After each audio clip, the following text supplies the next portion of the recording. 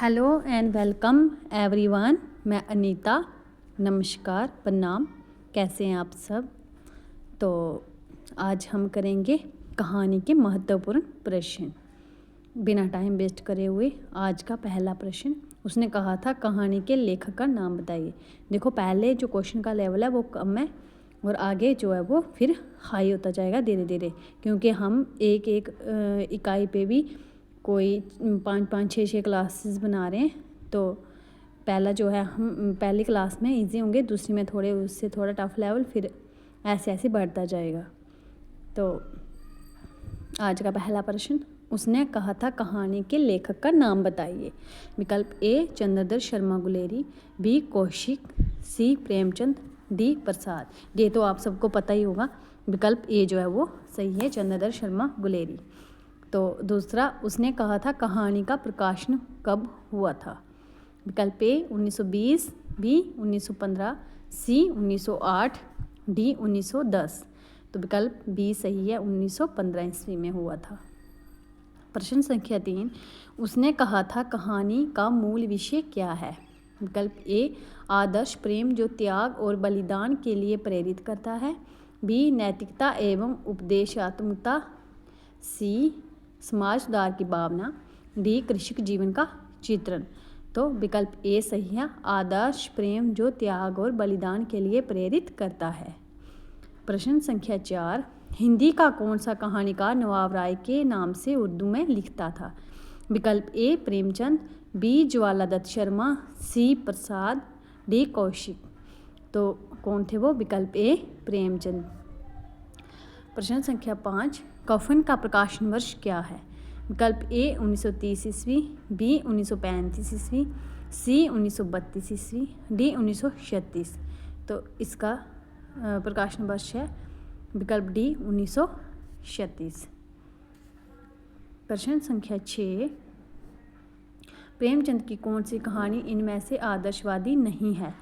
विकल्प ए ईदगाह, बी कफन, सी पंच परमेश्वर, डी नमक का दरोगा। तो वो है विकल्प बी कफन। प्रश्न संख्या 7, प्रेमचंद की कहानियों के विषय में कौन सा कथन असत्य है।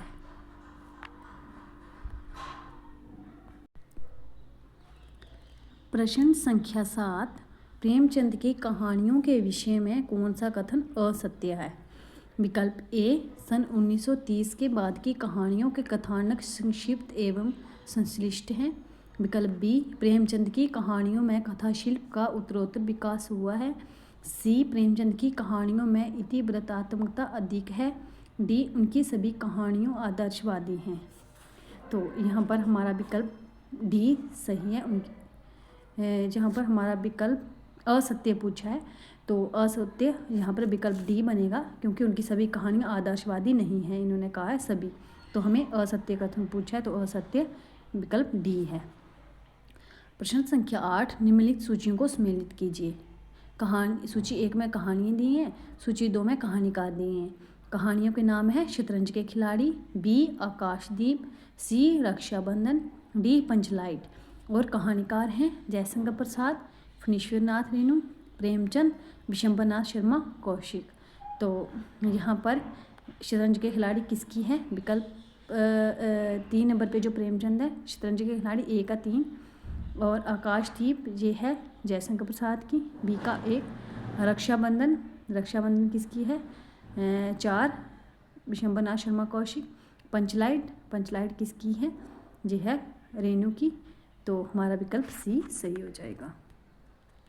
प्रश्न संख्या 9, कौशिक जी की कहानियों के संबंध में कौन सा कथन असत्य है। विकल्प ए चित्रशाला उनके कहानी संकलन का नाम है, बी हार की जीत के रचनाकार कौशिक जी हैं, सी कौशिक जी ने दहेज प्रथा, पर्दा प्रथा, बाल विवाह का विरोध अपनी कहानियों में किया है, डी कौशिक की कहानियों के विषय सामाजिक समस्याओं से जुड़े हैं। तो यहाँ पर हमारा विकल्प बी सही है, हार की जीत के रचनाकार कौशिक जी हैं।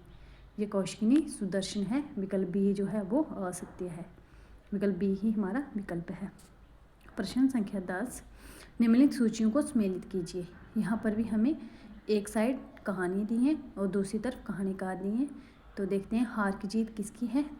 हार की जीत बी मंत्र, सी उसने कहा था, डी ताई।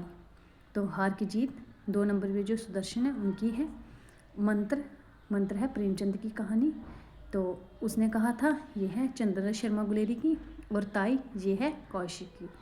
तो हमारा प्रश्न संख्या 10 का विकल्प डी जो है वो सही है।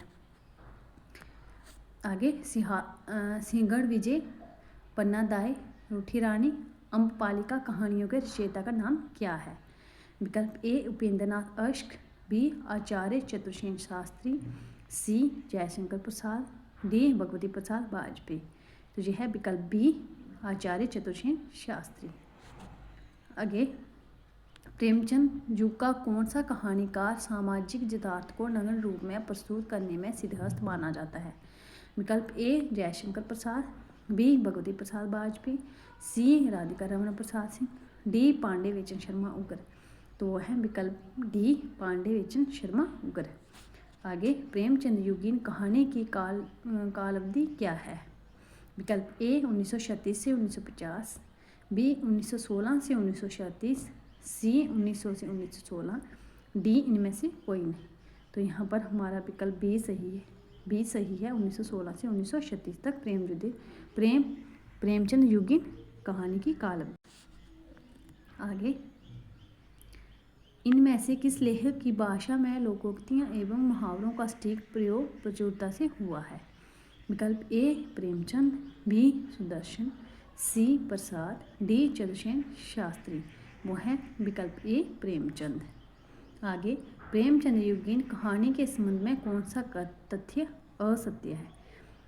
विकल्प ए व्यक्ति चरित्र एवं नारी को प्रमुखता दी जाने लगी, बी पारिवारिक सामाजिक राजनीतिक समस्याओं का चित्रण होने लगा, सी कहानी मानव जीवन से संबंध हो गई, डी कहानियों में मनोविश्लेषण की प्रमुखता है। तो यहाँ पर विकल्प डी सही है, कहानियों में मनोविश्लेषण की प्रमुखता है। आगे प्रेमचंदोत्तर कहानी की समयावधि क्या मानी गई है। विकल्प ए 1950 से 1970, बी 1936 से 1950, सी 1920 से 1930, डी इनमें से कोई नहीं। तो यहाँ पर विकल्प बी सही हो जाएगा, 1936 से 1950 तक। आगे चौथे विभाग की पत्नी किस कहानीकार की रचना है। विकल्प ए जशपाल, बी अज्ञे, सी इलाचंद्र जोशी, डी जैनेन्द्र। तो वो है विकल्प सी इलाचंद्र जोशी जी। आगे काम भावना एवं यौन समस्याओं पर कहानियाँ लिखने वाले कहानीकार का क्या नाम है। विकल्प ए भगवती चरण वर्मा, बी आरसी प्रसाद सिंह, सी चंद्रगुप्त विद्यालंकार, डी इलाचंद्र जोशी। यहाँ पर विकल्प डी सही है, इलाचंद्र जोशी। यहाँ पर विकल्प बी सही है, आरसी प्रसाद सिंह।